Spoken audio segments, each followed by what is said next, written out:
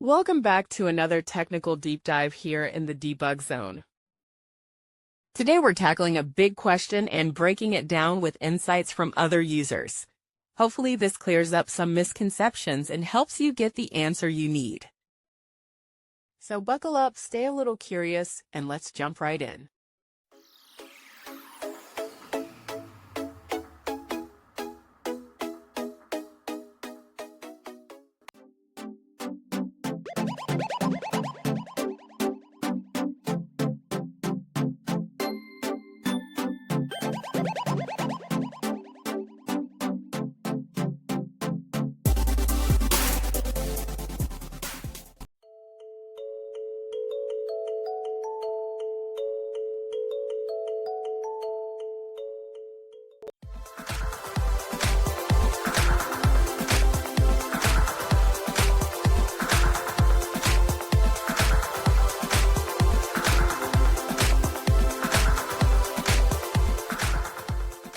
And that's a wrap.